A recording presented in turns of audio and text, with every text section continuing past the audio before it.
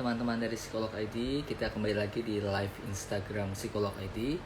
Selamat datang dan selamat bergabung. Untuk yang baru bergabung mungkin boleh dicek apakah suara saya terdengar dengan jelas. Dan semoga hari ini jaringannya cukup baik.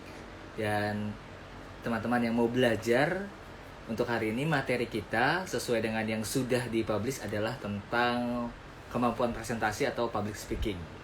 Nah, untuk yang baru bergabung hari ini boleh seperti biasa silakan mungkin absen kota dari mana asalnya sebelum nanti kita akan mulai materinya. Dan hari ini spesial karena materinya saya harap bisa sangat praktis ya untuk teman-teman. Nah, untuk memulai ini sudah ada sekitar 200-an lebih. Halo juga. Boleh yang baru bergabung silakan absen kotanya dari mana aja nih yang bergabung hari ini. Oke, jelas. Terima kasih. Terdengar dengan jelas? Oke, bagus. Oke, saya invite teman saya dulu. Sebentar ya, teman-teman.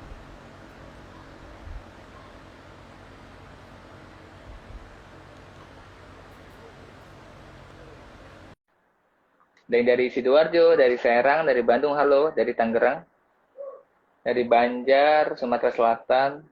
Oke, halo semuanya.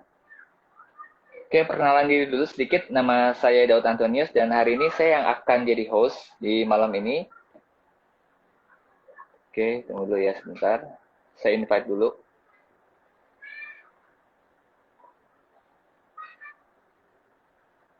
Sebentar.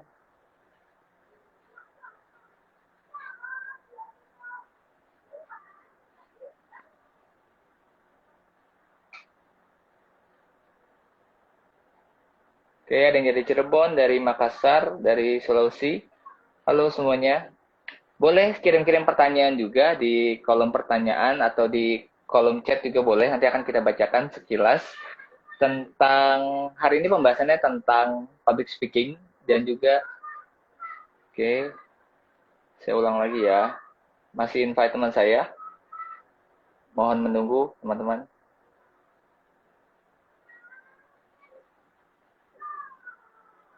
Oke. Ada yang dari Medan, dari Tasikmalaya. Halo semuanya, malam. Dari Jakarta. Oke. Nah, sambil menunggu teman saya yang bergabung, nanti ada seorang. Oke. Halo, selamat malam. Halo, bro. Mas Daud, Malam. sehat? Sehat-sehat. Oke. Wah, Jelas udah ya banyak nih suaranya? yang gabung ya. Bro. Ya, Gas, lumayan udah gas, ada gas. Ya.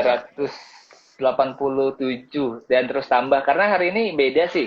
Ketika saya lempar pertanyaan nih di kemarin di sekolah itu yang nanya banyak banget, banyak banget. Jadi yang tertarik terhadap public speaking, pengen tanya-tanya Mhm. mungkin tentang profesi MC itu banyak banget dan semoga hari ini bisa terjawab ya. Oke, Mas Daud, Saya kita judulnya sharing session ya. ya betul sharing. Nah, kita opening sedikit. Oke, udah ya absen kotanya. Oke, selamat malam teman-teman. Selamat datang kembali di live Psikolog ID. Kita ada live setiap hari Rabu atau Kamis dan mendatangkan narasumber-narasumber yang kompeten pastinya. Nah, hari ini spesial karena ada narasumber yang langsung praktisi. Jadi ada sahabat saya, kita ketemu kalau nggak salah tahun 2013 atau 14 ya, bro? 2013-12, pokoknya cukup lama ya. Oh iya, lama juga ya. Kita ketemu Seperjuangan. di salah satu program TV ya kalau nggak salah waktu itu. Iya, iya. Kemudian ketemu lagi 2014 kalau nggak salah waktu itu sempat isi juga di apa seminar juga ya, seminar. Salah satu seminar Mas Daud di Bandung ya, tempo hari ya. Ya, betul, betul. Nah, Mhm. menarik. Nah, untuk teman-teman yang baru bergabung, hari ini kita bahas tentang public speaking dan juga presentasi. Jadi skill presentasi lah untuk misalnya untuk penjualan. Nanti kayak kalau yang mau tanya-tanya silakan, ini udah 400 orang loh rame hari ini. Berarti pada tertarik Wow, ya. alhamdulillah ya. Oke, saya perkenalkan sedikit. Jadi Bro Derry ini adalah seorang MC profesional tentunya. Mungkin pernah lihat di TV ya. Terus TV presenter. Kemudian salah satu acara juga acara yang saya suka untuk ditonton gitu. Makanya pas Hmm. udah lama nggak kontakan tuh saya lihat lagi di TV. Wah, ini nih ada Bro Derry nih di sini. Nah, makanya hari ini kalau misalnya bisa nih nanti kita ambil ilmunya apa yang bermanfaat untuk kita. Insya Allah, Sebelum siap, siap. Daud. Sebelum saya lanjut, boleh nggak ceritain sedikit tentang mungkin kesibukannya atau atau misalnya perjalanan karirnya ya, sedikit-sedikit aja sebelum kita mulai. Baik, jadi kalau kita bicara masalah passion, apa yang kita Mm-mm. suka, sebenarnya ini lahir dari hobi kita, lahir dari Mm. apa namanya hal kecil yang sering kita lakukan. Dulu zaman-zaman kuliah, sebenarnya basic saya adalah teknik sipil, gambar, Oh, arsitektur. oke. Cuman passion saya memang pas zaman-zaman kuliah itu, saya kebetulan siaran radio di Bandung, di radio Mm-mm. Para Muda, 93,7 FM. Itu perjuangan banget ya, karena kalau kita penyiar baru dulu itu harus latihan tuh dari jam 12 malam sampai dengan jam 3 subuh. Oh. Tapi walaupun dalam tanda kutip ya, walaupun tidak dibayar, Mm-mm.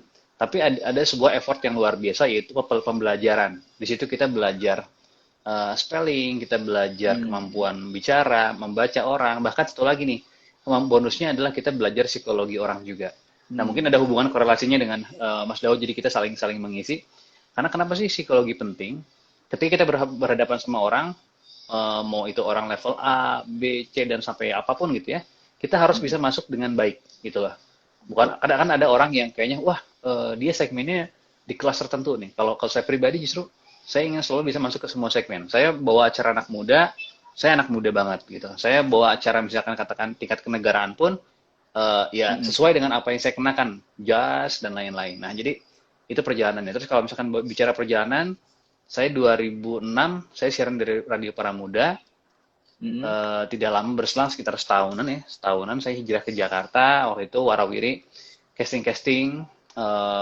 Program pertama saya dulu di Antv. Programnya namanya Lelaki Inspirasi. Itu berjalan kurang lebih 1 tahun setengah lah ya, 1 tahun. Itu program reality show. Oke. Terus berlanjut saya move ke dapat program juga, programnya Pak Erick Thohir. Dulu tuh trending topik di Jak TV.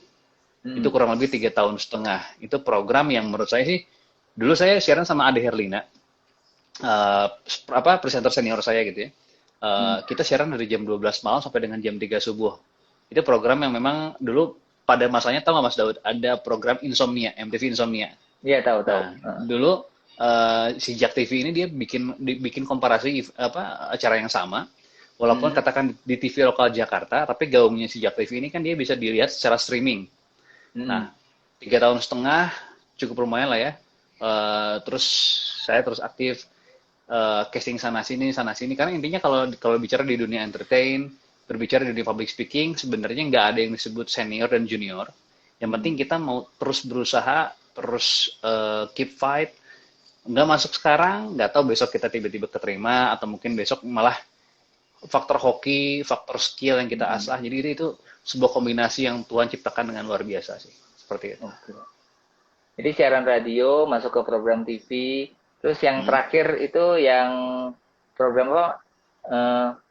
Di TV One ya?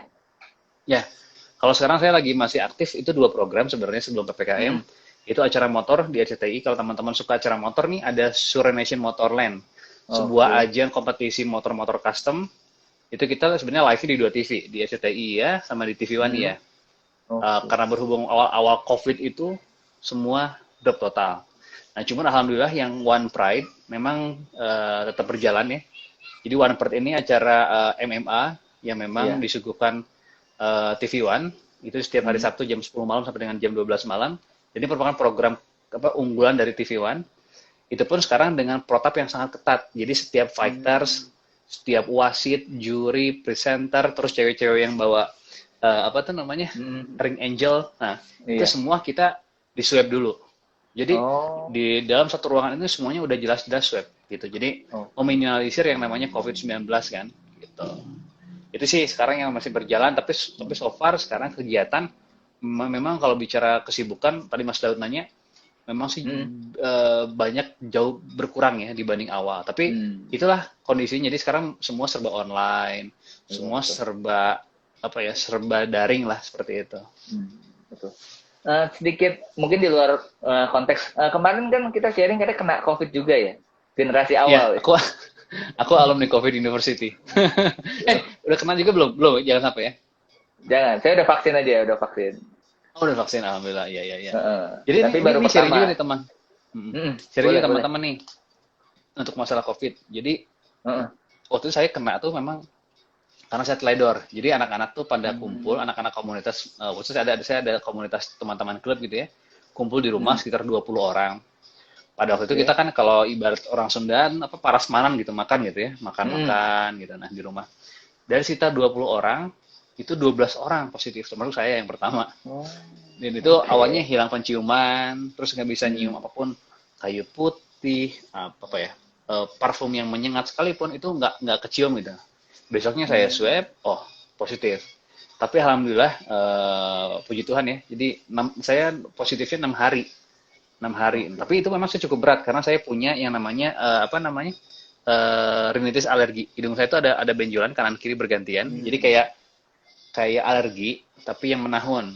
Nah, di situ saya udah Oke. panik, udah kalau saya kena COVID kayaknya saya PR banget ya gitu ya. Tapi alhamdulillah Hmm.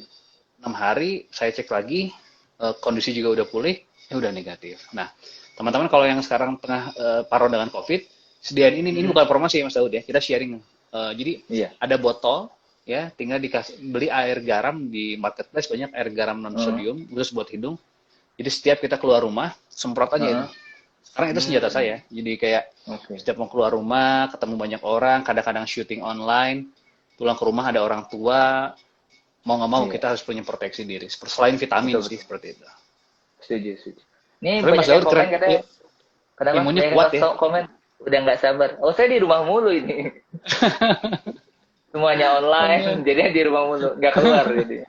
Beneran. Cuma kan karena Iya. profesi Bro Dery kan mengharuskan ketemu orang juga kan. Ya, Ya, mau nggak mau. Tadi ketemu pun orang abis interaksi. online dari luar, Hmm. makanya tetap jaga prokes lah 5M harus tetap dijaga. Oke. Mungkin Mas Daud mau Oke. baca, mungkin ada yang udah nanya-nanya, ya kan? Saya sebelum masuk ke materi, ini pertanyaan banyak banget sih yang kumpul ya. Apalagi dari kemarin kan saya ngumpulin dari kemarin. Tapi saya mau masuk ke ini dulu deh, yang paling basic. Hmm. Kenapa dulu Bro Dery itu tertarik belajar public speaking? Atau jadi MC lah? Jadi, ya, jadi sebenarnya public speaking, saya mau curhat sekilas gitu ya. Mm-mm. Background saya dulu kan tadi saya bilang saya teknik sipil, Teknik arsitektur. sipil. Terus hobi saya dulu adalah saya vokalis band kebetulan dari Bandung. Oke. Jadi dulu saat saya main band, ngelihat banyak kalau band yang vokalis-vokalis yang suaranya bagus, Bandung tuh banyak banget, betul nggak? Hmm. Tapi kalau yang audiensinya bagus, yang cara nge-grab audiensnya bagus, saya pelajarin. Oh gini, gini ya cara kita ngedapetin. Jadi sebenarnya hal kecil sih. Cuman dari saya pengen dapetin atensi audiens ketika saya sebelum bernyanyi. Jadi singkat Oke. cerita, bandnya bubar, tapi saya tetap Hmm. ada di on the track dari si public speaking ini sendiri. Saya Oke. siaran radio, saya casting-casting warawiri sana sini. Hmm. Ya akhirnya gimana ya? Tuhan punya cerita lah untuk kita semua masing-masing ya. Hmm. Jalannya Betul. kemana? Ya alhamdulillah sampai sekarang tetap fokus di dunia public speaking, tetap fokus di apa namanya entertain dan sampai sekarang ya ya insya Allah sampai kapanpun karena itu udah kayak kalau saya mengutip dari kalimatnya Kang Emil, Kang Gubernur Jawa Barat. Jadi hobi-hobi kita ini, hobi-hobi kita yang di entertain ini adalah disebutnya adalah hobi yang dibayar. Benar nggak Mas Daud? Betul, Jadi betul. kita melakukan sesuai apa yang kita cintain tanpa under pressure gitu lah. Seperti itu. Setuju. Saya juga kalau misalnya melakukan satu pekerjaan yang kita sukain ya itu tadi energinya malah bertambah habis kerja ya, bukan Benar. berkurang ya. Betul, Tuh. betul. Nah, kalau misalnya tadi kan kenapa belajar public speaking? Nah, tantangannya sendiri selama ini pengalaman mungkin MC tadi kan MC ke acara anak muda, kemudian ada acara yang terlalu resmi bahkan kenegaraan. Tantangan atau hal-hal yang sering dialami yang mungkin sampai sekarang masih dialami itu. Bisa di-sharing sedikit.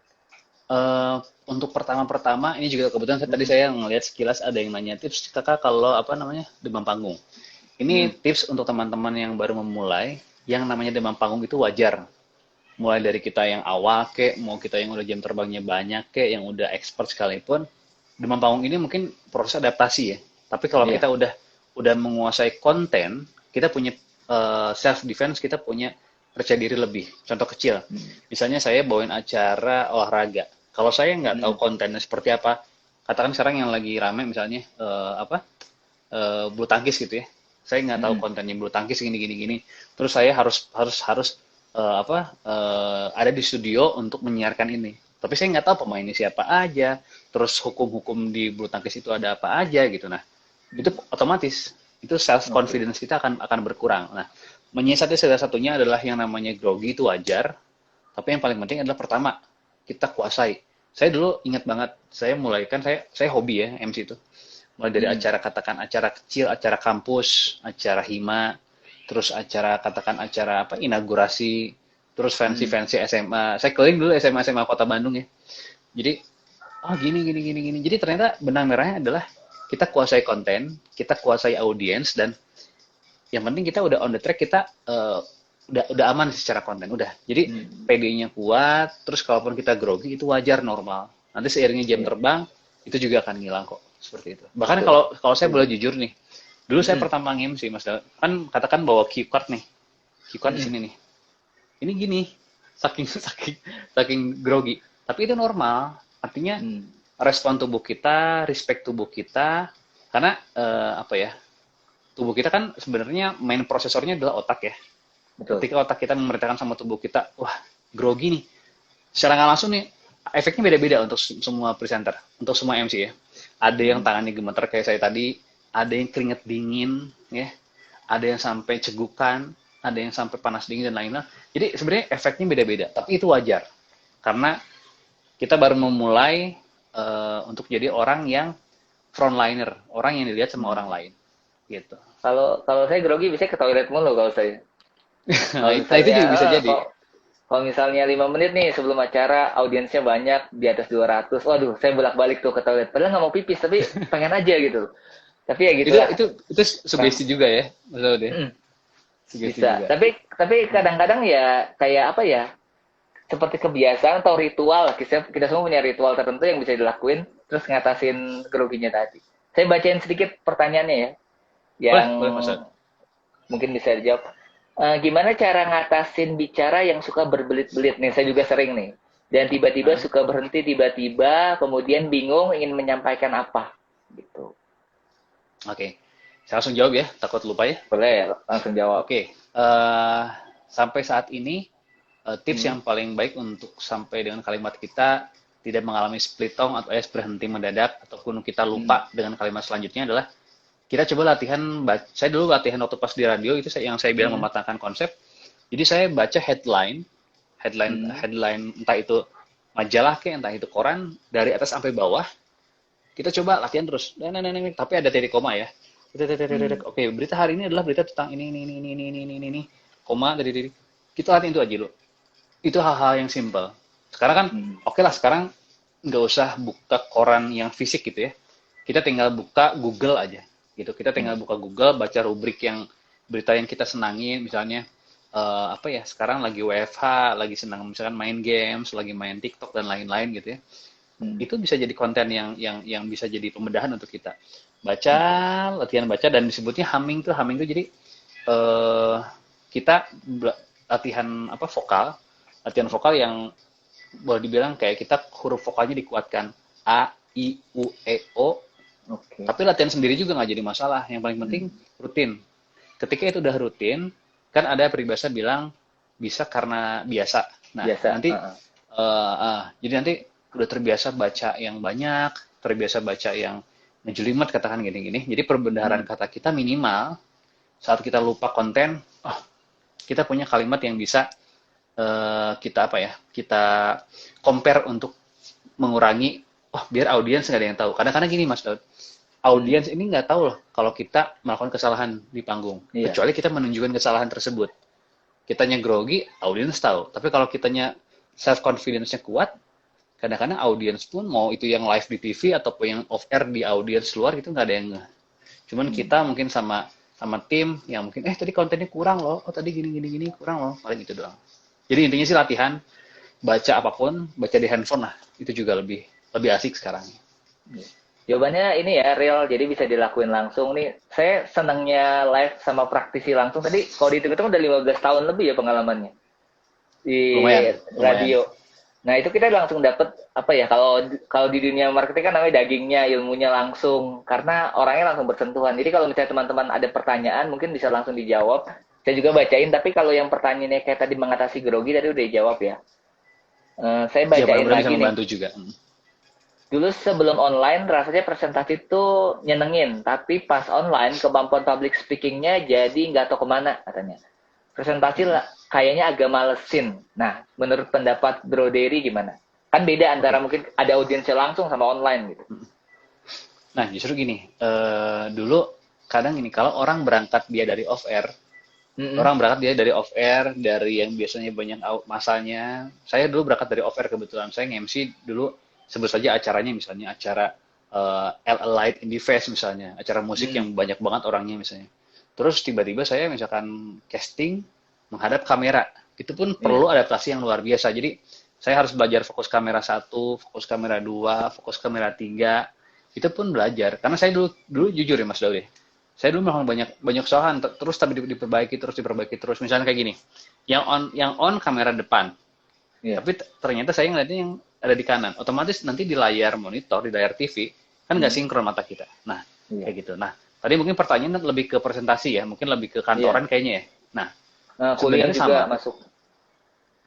yang sama sih sebenarnya, tinggal mengubah aja paradigma kita. Jadi gini, rasa kita ketika kita ada di depan banyak orang dengan Mm. rasa kita ada di satu kamera yang ternyata bisa dilihat oleh lebih banyak orang sih sebenarnya gitu loh. Hmm.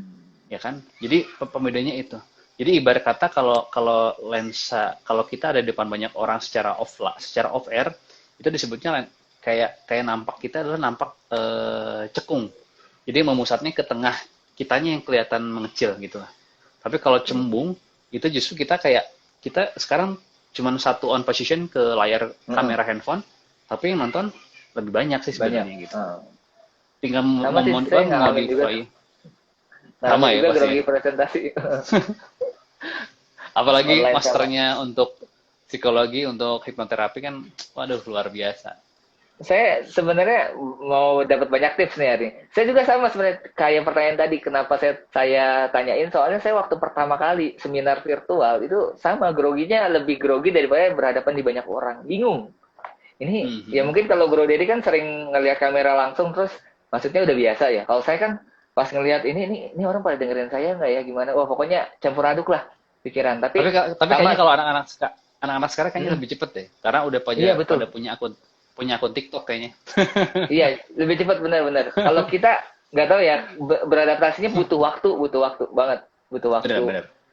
Makanya saya tadi pas cerita tentang itu, oh iya saya juga ngalamin sama pas COVID ngalamin juga tuh ketika semuanya harus diganti online ya harus beradaptasi lagi, harus latihan lagi, bener. Iya. Mau tidak mau Eh, kita menyesuaikan. betul betul, setuju. Menarik sih. Pertanyaan lagi ya, bro. Boleh, Ustaz. Gimana seharusnya respon kita terhadap teman kita yang mengkritik ketika sedang public speaking? Konteksnya kritikannya negatif dan kritikannya langsung di depan orang mungkin. Ya intinya dikritik lah. Sebenarnya kalau kritiknya di depan orang ada dua indikasi. Antara Mm-mm. dia mau kritik untuk membangun atau memang dia pun ingin menjatuhkan. Saya fair buka-bukaan gitu ya. Tapi Iya. ketika misalkan effort sama diri kitanya positif, mau itu di depan orang kek, mau di belakang orang kek, justru itu jadiin tangan-tangan buat kita lebih maju. Hmm. Yang tadi dianggap minus jadiin plus. Kadang-kadang punten ya, Mas Daud, di industri presenter gitu, di industri Mm-mm. public speaking, presenter tuh banyak yang bagus dengan beragam macam karakter. Ketika kita casting bukan hanya skill kita, tapi juga ada lobby nego juga, manajemen contohnya misalnya gitu kan, dan lain-lain. Jadi kalau saya bilang banyak banyak apa ya, banyak faktor, tapi yang paling penting satu adalah kita jaga attitude, ya mau kita nggak dibaikin sama orang dalam hal, wah kita dikritiknya pedas gini-gini, kita legowo aja. Justru kan challenge kita adalah membalas keburukan dengan kebaikan. Itu yang akan Iya. dibalasnya berkali lipat lebih baik ya, gitu kan. Hmm. Terus yang kedua, adapun misalkan dikritiknya depan orang, bahkan depan klien gitu ya. Oke, kita itu jadi note besar, sama kita di bold, di garis bawahi gitu ya. Jadiin pembelajaran cambuk untuk kita lebih baik lagi. Jadi nanti someday nggak ada lagi orang yang bisa kritik kita dengan angle yang sama seperti itu. Hmm. Jadi tergantung cara kita mandang kritikan itu juga ya, persepsi kita. Anggap aja itu cambuk untuk kita. Lu gimana sih tadi aksennya kurang jelas. Oh, tadi lu apa namanya misalnya kecepatan ngomongnya. Oh, tadi kurang tegas gini gini gini gini gini. Kan setiap event beda-beda. Saya sebut Hmm. misalnya contoh acara kenegaraan, ya maksudnya acara pemerintahan gitu ya. Iya. Itu nggak butuh suara yang lantang dan lain-lain, tapi butuh suara Hmm. yang jelas, Jelas. kata yang benar-benar efektif, bahkan penyebutan nama dan gelar penting. Itu kan yang paling Iya. penting. Kalau acara anak muda, mau itu teriak-teriak kek, mau itu hura-hura, mau itu asik-asikan, itu beda lagi. Karena setiap event, setiap acara, setiap program TV punya warna yang berbeda. Gitu sih paling.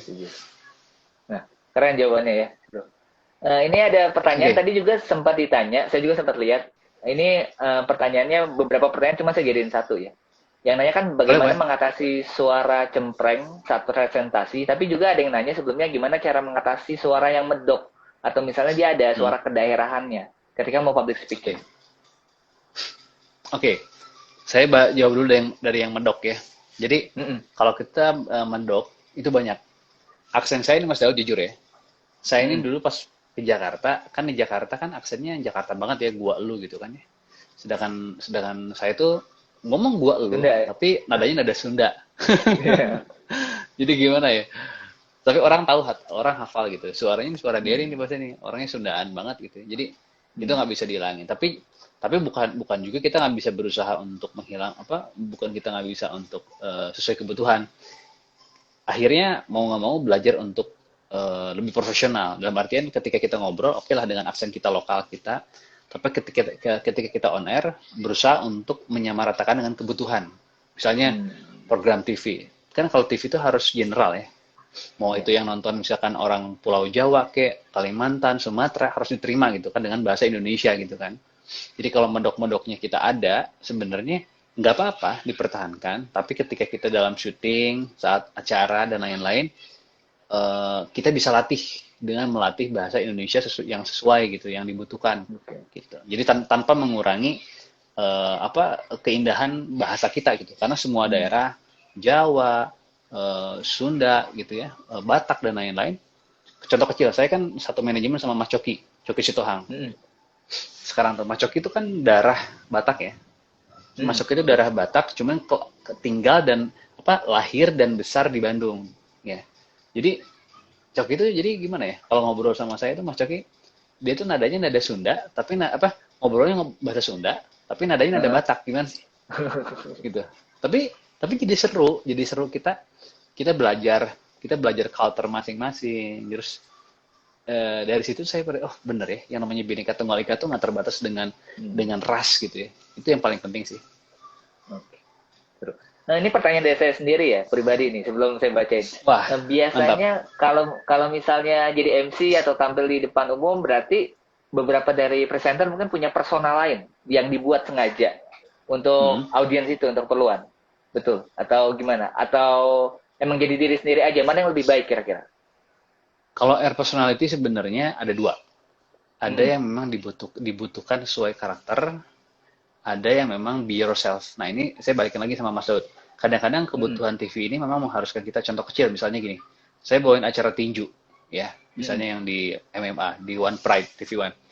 Itu kan secara aksen suara, secara tempo suara, saya harus menyesuaikan dengan kebutuhan acara tinju yang memang sebelumnya saya belum pernah bawain gitu kan.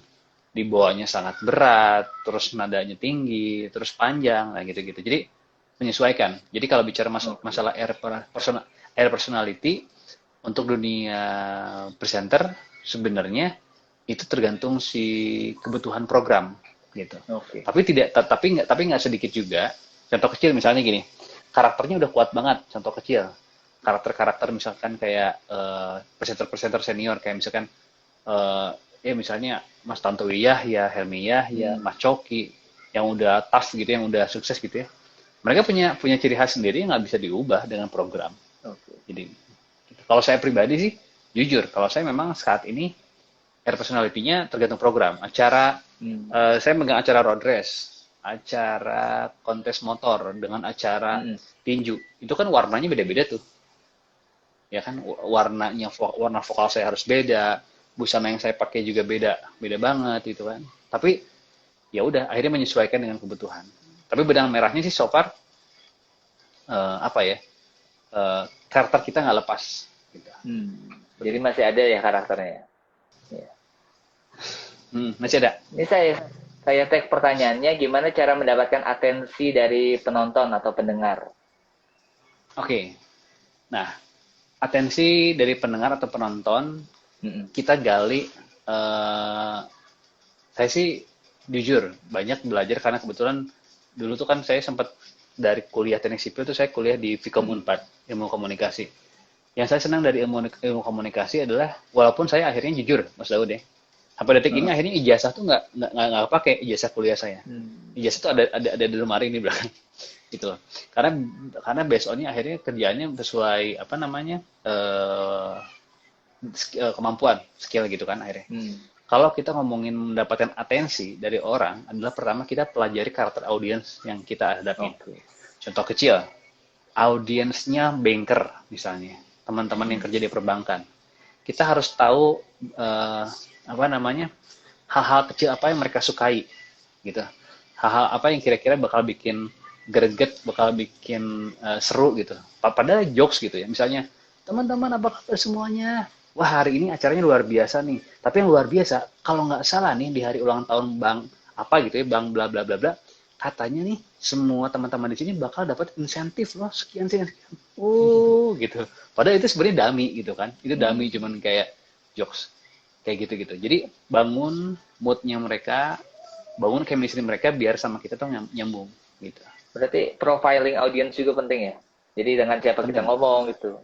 Yes. Kita bicara ngomongin anak motor misalnya. Ya kita harus tahu nih karakter anak motor tuh selengehan, terus hobinya misalkan kopi misalnya, nongkrong, terus touring dan lain-lain gitu ya. Pasti angle-nya berbeda dengan karakter-karakter lain. Jadi kita pelajarin aja dulu misalkan, bro kalau touring kemana gini misalnya. Jadi saat minimal gini ya. Karena saya sering bilang public speaking ini bukan untuk para penyiar, para presenter, bukan cuma untuk mereka-mereka ya, bukan untuk yang kami ini bukan gitu, tapi untuk semua orang. Termasuk salah satunya adalah teman-teman yang ada yang di frontliner. Frontliner misalnya gini, teman-teman yang ada di ujung tombak masing-masing perbankan, misalnya ada CS, ada customer service, ada teller, ada misalnya berhubungan dengan orang marketing, misalkan marketing perumahan. Kenapa orang-orang yang ada di depan sebagai ujung tombak masing-masing perusahaan harus punya kemampuan skill komunikasi? Karena first impression itu nggak bisa diulang. Kalau first impression kita dengan klien kita, dengan kolega kita udah asik nih, udah kena nih, udah nih, kesana ke depannya tuh enak gitu. Terlepas masalah misalnya tendernya jadi apa enggak, nabung jadi apa enggak, proyeknya di apa enggak. Yang penting kesan positif itu dapat di awal. Jadi secara garis besar sih saya mau nekanin Mas Daud, public speaking ini penting bukan untuk satu kalangan saja, bukan untuk penyiar aja gitu, bukan presenter aja, tapi untuk semua orang gitu lah. Yang pasti pengen digali lebih lagi. Bahkan satu lagi nih, saya sempat ngajar di salah satu sanggar Ananda ya dulu, dipunyanya Kak Aditya Gumai yang di Usmar Ismail. Jadi saya waktu itu ngajar di sana. Saya kaget nih, saya ngajar kelas SMA ya kalau nggak salah, SMA sama kuliah. Tapi ada satu yang udah tua banget. Saya tanya nih, itu siapa ya? Saya bilang, Mas Aditya? Itu siapa ya? Saya bilang, itu anggota dewan der katanya. Hah? Anggota dewan? saya kaget dong. Udah jadi? Iya udah dua periode katanya. Oh gitu. Saya tanya lagi pendekatan. Pak, kok Bapak ikutan pelatihan lagi? Kan Bapak udah jadi anggota DPR gitu ya. Enggak mas, saya mau melatih kemampuan skill saya. Kesan saya sudah 2 periode, udah nggak boleh lagi nih. Ketika saya mau pindah ke daerah lagi, saya mau berkontribusi untuk menyampaikan public speaking yang bagus. Di situ saya, oh iya ya. Jadi bukan hanya untuk mereka-mereka yang ada di dunia penyiaran gitu, bukan. Untuk semua orang. Betul. Menarik. Ngelanjutin pertanyaan yang tadi, kalau misalnya audiensnya itu beragam nih. Ini ada yang nanya, semua kalangan, misalnya dari anak-anak sampai dewasa, itu gimana? Kalau untuk audiens yang beragam, karakter yang dibangun adalah karakter yang funny. Kita nggak bisa terlalu serius. Itu kita fun, karena kan anak-anak itu dibawa serius nggak akan nyambung juga kali ya. Itu bahasanya kita, gesturnya kita, gitu.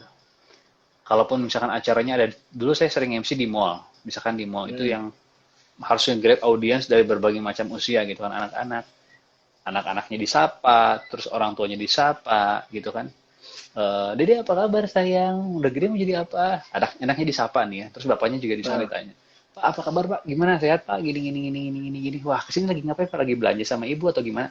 Jadi apa ya, hal-hal ringan yang justru ngebangun orang untuk, wih, ini asik ya gitu, maksudnya ramah. Nah, itu kan sebenarnya saya ramah tuh karena memang punya tugas untuk mendapatkan atensi kan, sehingga mereka tuh mau stay, mereka mau berbaur. Ya ujung-ujungnya message dari acara ini tersampaikan. Misalnya entah apapun itu acaranya ya, entah acara musik ke, acara amal ke, acara misalnya acara sponsorship ke atau apa. Yang penting kita sudah memaksimalkan penyampaian komunikasi yang tepat untuk sasaran mereka.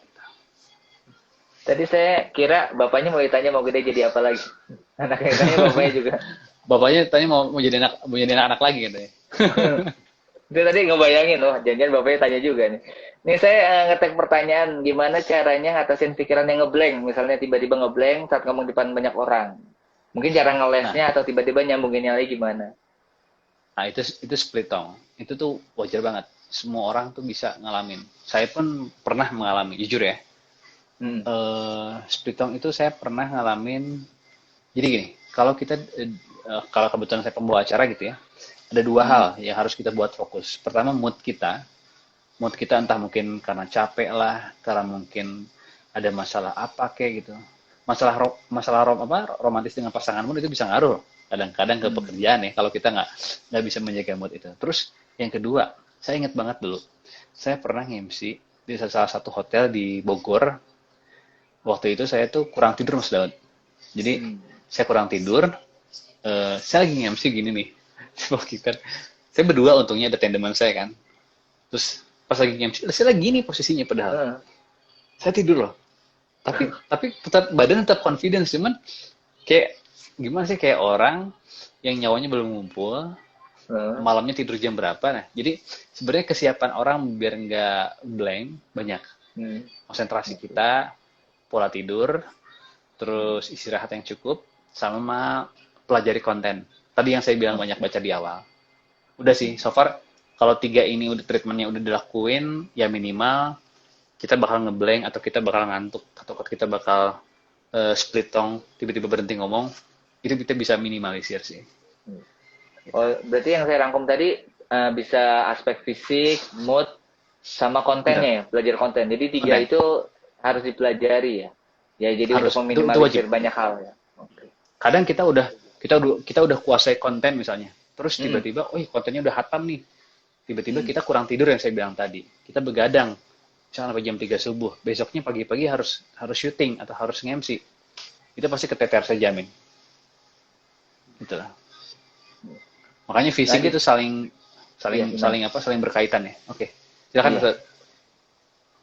Tips biar nggak kebanyakan ngomong ini saya juga beberapa kali ngomong atau gimana caranya biar kita nggak kelihatan lagi mikir kalau pas ngomong. Nah, itu saya bilang sebenarnya itu wajar ya. Kadang-kadang saya tuh sampai sekarang masih ada gitu ya. Nah, tapi ini yang harus kita siasatin untuk menyambungkan kalimat selanjutnya. Kadang orang yang misalnya mikirnya kelamaan gitu gini. Itu bisa, kalau acara ya, pas lagi acara kan itu nggak mungkin ditoleransi, ya kan. Tapi kalau kita ngobrol person to person, curhat sama teman atau sama pasangan atau sama keluarga, itu masih oke lah ya. Tapi kalau udah bicara masalah pekerjaan, kadang-kadang kalau TV apalagi, Mas Daud ya, TV itu berkenaan dengan real time. Harga 1 detik di TV itu kan Mas Daud tahu sendiri kan, harganya fantastis gitu ya. Nah, jadi TV ini memang mengharuskan untuk kita, para presenter, entah apapun itu gitu ya, presenter apapun, yang kita harus seefektif mungkin. Tidak ada kalimat, tidak ada jeda, bahkan split tongue yang tadi, kalimat mudah-mudahan itu bisa hilang. Dengan cara apa? Yang tadi, konsentrasi, tubuh kita harus sehat, ya, harus istirahat, dan kontennya harus kuat. Udah sih, 3 ini udah aman, so far nggak akan ada. Gitu. Nah, saya mau nanya sedikit nih. Ini kebanyakan nanti pertanyaan pribadi saya nih. Misalnya nih, kayak seperti saya kan dulu sering tampil, tapi ada beberapa waktu, misalnya 1 tahun belakangan, saya nggak pernah tampil sama sekali di depan audiens. Nah, kemudian saya jadi seperti kehilangan kemampuan lagi. Itu mungkin nggak? Mungkin banget. Justru malah saya lagi merasa di fase itu, Mas Daud. Fisik ya terutama ya. Jadi dulu saya fokus, saya nge-MC di acara-acara musik. Saya fokus dulu acara-acara yang audiensnya cukup banyak. Contoh kecil, dulu misalkan pernah denger Java Rocking Land, terus Java Jazz, terus konser musiknya J-Expo yang audiensnya banyak, yang Iya, itu banyak. asik. Saya suka yang teriak-teriak, yang wah teriak-teriak. Bahkan di IG saya ini, kalau teman-teman nanti lihat IG saya ini, itu ada sih, ada video-video yang saya share di sana.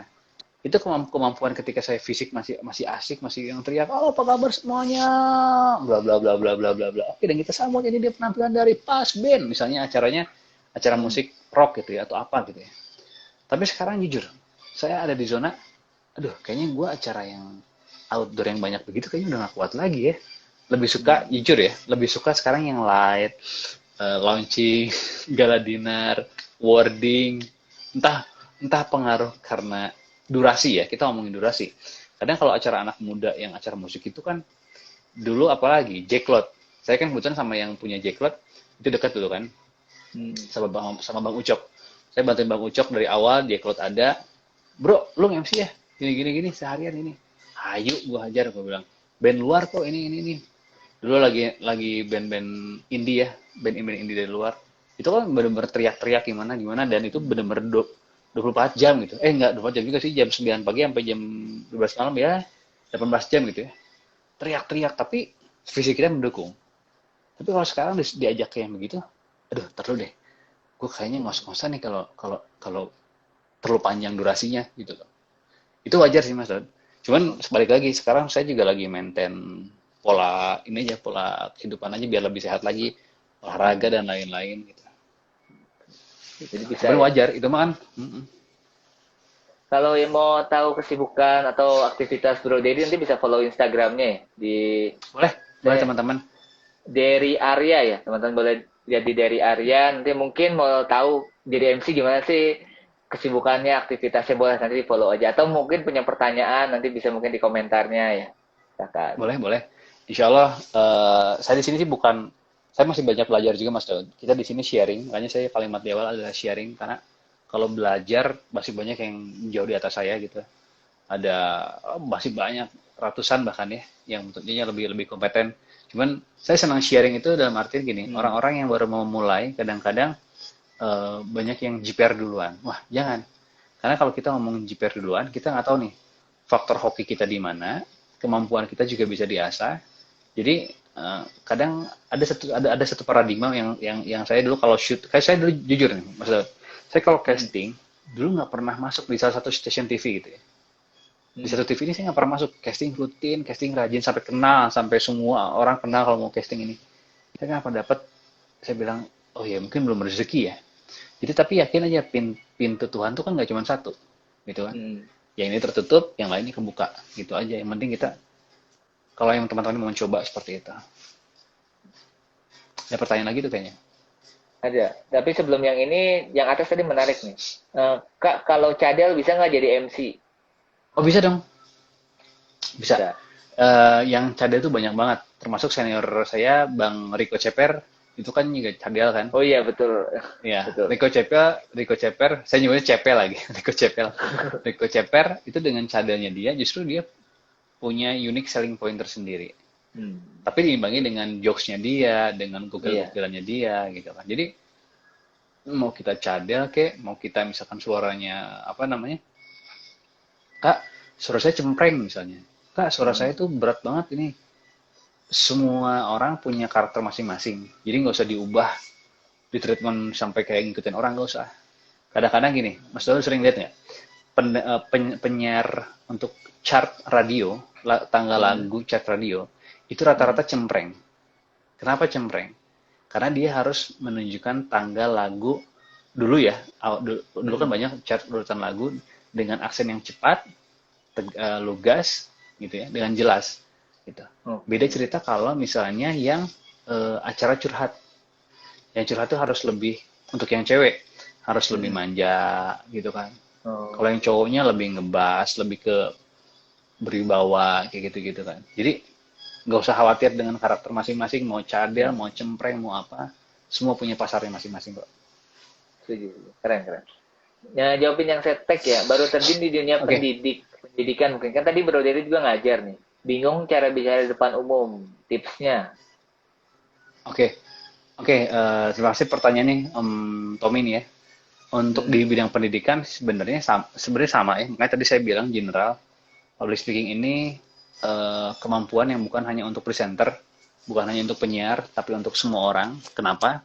Karena buktinya banyak orang yang membuktikan kalau dia presentasinya bagus di kampus, di perkuliahan, dia bisa jadi ketua hima, dia bisa jadi ketua Hmm. BEM, gitu lah. Orang yang presentasinya bagus, yang tadinya dosen bisa jadi rektor, gitu kan? Gitu. Sama halnya dengan kepala daerah kita. Kepala daerah kan dipilih karena apa pertama? Kemampuan retorika, kemampuan Betul, betul. berbicara, kemampuan public speaking yang bagus, dengan kemampuan apa namanya pencapaian terpilih. Dan terutama sekali lagi public speaking. Jadi kalau kalau untuk pendidik tadi sama sih sebenarnya bisa dipelajari juga. Tergantung nih tadi Mas tadi pendidik untuk di SMA, SMP atau perkuliahan mungkin cari hal-hal yang sekarang tengah digemari oleh anak-anak. Terlebih sekarang kan Hmm. lagi daring online ya kayaknya ya masih pada Iya, online semua maksudnya. Ya, itu betul. sebenarnya challenge yang luar biasa sih. Dulu orang tetap muka langsung. Sekarang kita online kadang-kadang lagi dijelasin orangnya kemana gitu kan. Hilang.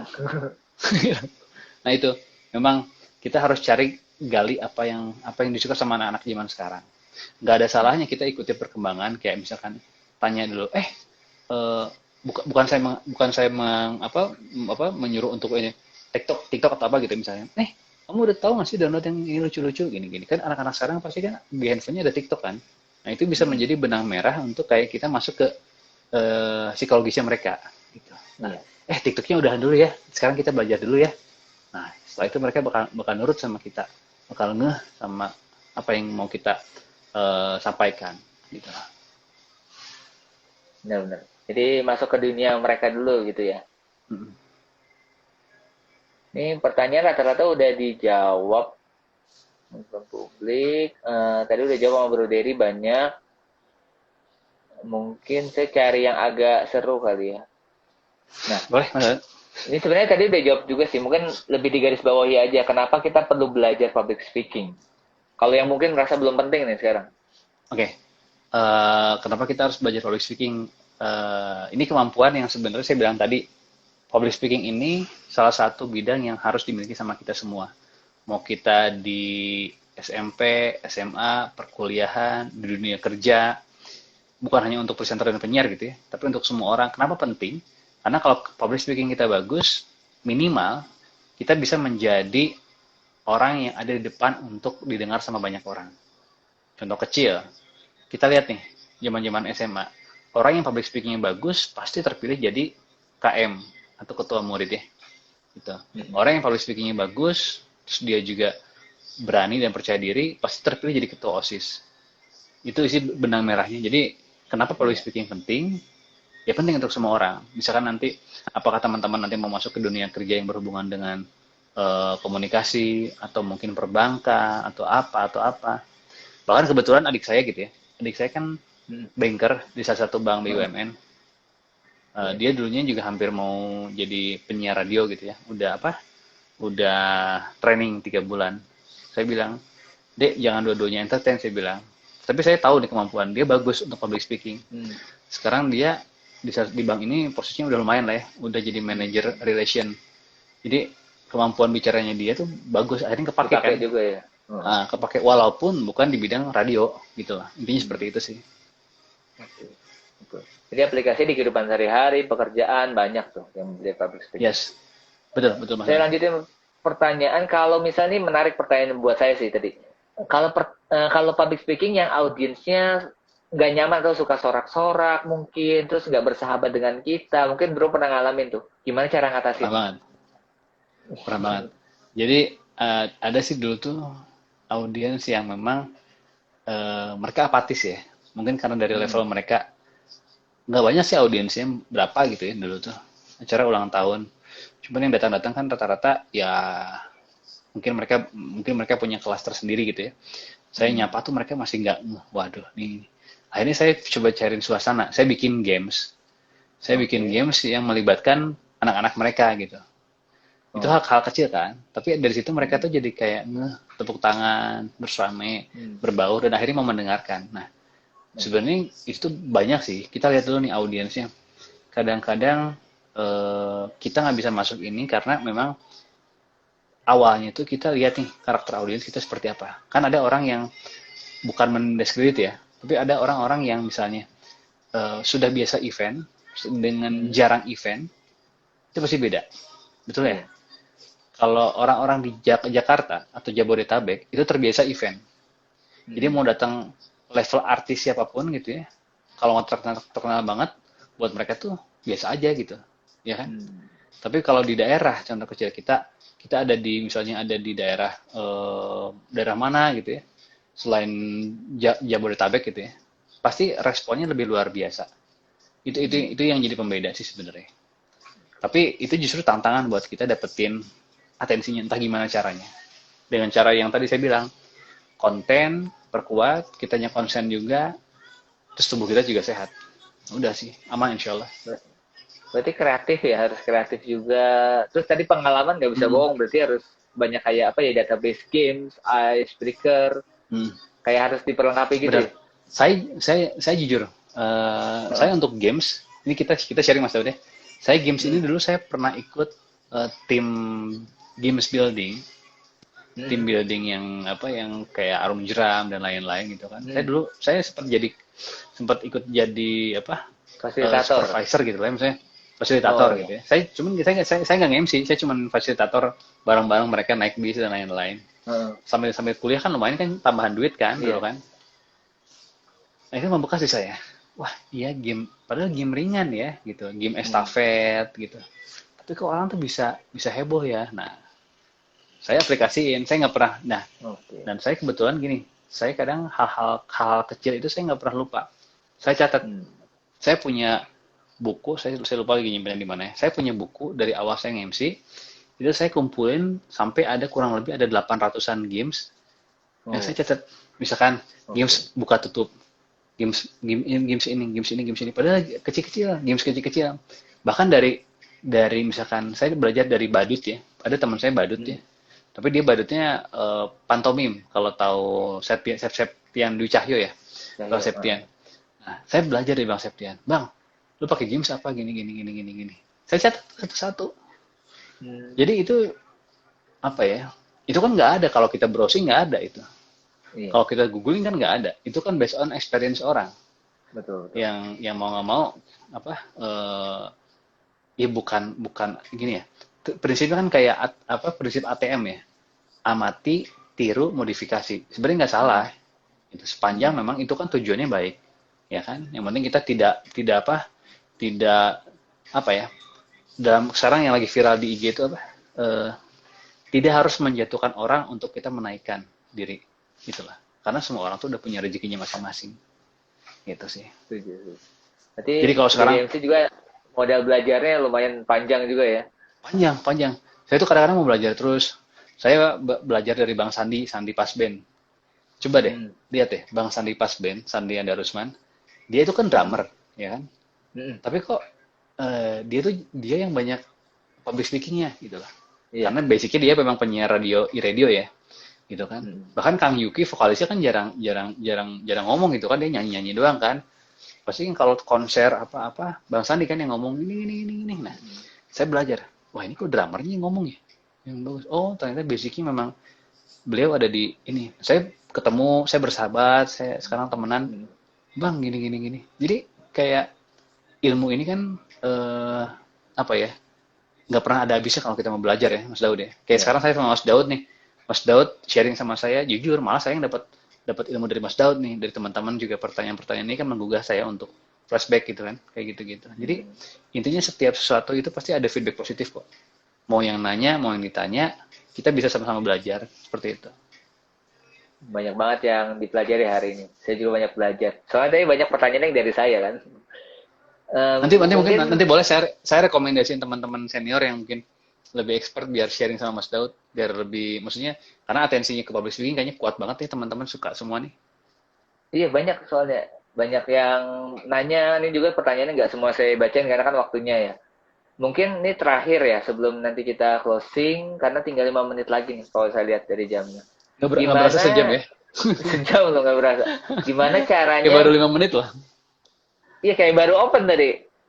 Iya. Ini terakhir. Gimana caranya tetap percaya diri dan tetap tenang jika misalnya dalam panggung atau dalam floor-nya itu kita ditanyakan pertanyaan yang kita tidak bisa jawab. Nah, respon yang kita harus berikan seperti apa? Oke. Pertama adalah saya pernah gini, seorang public speaker, entah itu MC, entah itu presenter, dia paling pantang untuk memperlihatkan kegelisahannya dan groginya di depan orang. Jujur, itu paling pantang. Kenapa? Jadi gini, ketika kita sudah menentukan profesi kita untuk jadi presenter ataupun MC gitu ya, kita itu harus menekankan sama tubuh sama diri kita gitu ya. Kita tuh orang yang paling tahu tentang acara ini, tentang program ini. Pertama itu. Jadi mau nggak mau, kadang gini, saya dapat program ini A, saya dapat program B gitu ya. Saya tuh sampai berhari-hari pelajarin detail semua. Jadi ketika ada pertanyaan-pertanyaan yang saya nggak bisa jawab, walaupun saya minimal nggak tahu nih Mas Daud ya, saya bisa mengalihkan dengan jawaban-jawaban yang setidaknya tidak terlihat terlalu bodoh dan dalam tanda kutip gitu. Misalnya, misalnya Mas Daud tanya misalnya tentang A, B, saya bukan mengalihkan pertanyaan, cuman mungkin lebih ke apa ya, nantinya saya ubah jadi pertanyaan retoris untuk orang yang bertanya sama saya gitu. Kayak dilempar lagi gitu. intinya sih kayak ya kita bermain silat lidah kan sebenarnya kan. Kalau komunikasi itu kan dengan cara yang baik lah, dengan cara manner yang baik gitu kan. Bedanya gini lah, kalau orang lawyer di dunia hukum debatnya di sidang gitu kan. Kalau kita di komunikasi nggak harus gontok-gontokan, tapi ketika kita misalnya ada discuss, ada apa, kita dengan argumen yang asik gitu lah. Saya sering sharing sama teman-teman senior gitu ya, mereka punya karakter masing-masing gitu ya. Contoh kecil, Bang Edwin Jody, mereka kan presenter senior semua tuh, dua-duanya. Iya. Salah satu presenter yang jujur, buat saya itu presenter anak muda yang dulu zamannya mereka tuh menginspirasi saya karena saya suka motor tuh gara-gara mereka gitu ya. Saya dulu, wah ini asik banget ya, udah MC, main motor dan lain-lain gitu ya. Terus mereka bilang gini. Mereka memang karakternya rock and roll, makanya ketika bawa acara kenegaraan mereka nggak bisa, misalkan kurang cocok lah mereka bilang seperti itu. Tapi itu yang penting. Jadi semua orang tuh bisa mengidentifikasikan karakternya masing-masing. Intinya gini, kalau teman-teman sekarang yang nonton ini tengah, kan saya mau belajar ini, silakan cari inspirasinya siapapun itu gitu ya. Kan banyak yang senior banyak banget di Indonesia. Kayak contoh kecil gini, musik aja, band Noah gitu. Misalnya saya ambil example, pasti dia kiblatnya kemana? Kiblatnya entah ke Kane, terus ke apa lagi ya? Ke Coldplay maybe, atau ke beberapa jenis-jenis musik yang akhirnya mereka amati, tiru, modifikasi gitu kan. Nah, teman-teman pun kalau memang mau untuk belajar itu nggak ada masalah. Belajar dari yang sekarang digemarin siapa nih? Lagi suka sama presenter cewek yang sekarang mungkin teman-teman cewek nonton, atau yang cowok, tinggal diubah, tinggal diamati, modifikasi, dan terus latihan. Nggak ada yang nggak mungkin. Setuju. Ini nggak terasa 1 menit lagi nih, saya di reminder sama Instagramnya. Oh. Iya, jadi gak berasa ya. Obrolan kita nih menarik sih. Soalnya dari tadi juga Bro Dery lancar banget, kelihatan banget. Maksudnya bersih banget ngomongnya, beda lah sama yang biasa saya live. Kadang-kadang suka ada jeda-jeda, ini lancar banget. Saya banyak belajar dari Mas Daud. Dulu saya ketemu Mas Daud, kita masih 2013 ya, 2012 ya. Lama banget, udah lama banget. Sekitar tahun segitu ya. Kita belum meluangin waktu ngobrol-ngobrol biasa nih, ngobrol-ngobrol casual biasa. Nantilah kalau itu kita ngobrol-ngobrol. Saya mewakili semua yang nonton nih. Terima kasih buat Bro Dery hari ini udah sharing tentang public speaking, udah sharing tentang pengalaman yang sangat bermanfaat. Ada yang bilang kurang lama waktunya, lagi seru-serunya katanya. Sayangnya harus diputus. Sama-sama Mas Daud. Semoga nanti misalnya ada waktu lagi bisa sharing lagi misalnya tentang public speaking atau hal yang terkait sama itu, atau nanti bisa kita buatin kelas khusus kalau misalnya teman-teman banyak yang tertarik tentang public speaking. Oke, itu aja dari saya untuk malam ini. Semoga bermanfaat semuanya. Terima kasih sekali lagi Bro Dery udah mau sharing. Sampai ketemu, sampai ngobrol-ngobrol lagi. Siap Mas Daud, sama-sama. Salam sehat untuk semuanya, jaga prokes, dan teman-teman yang punya impian jadi entertainer, semua pasti bisa. Semangat.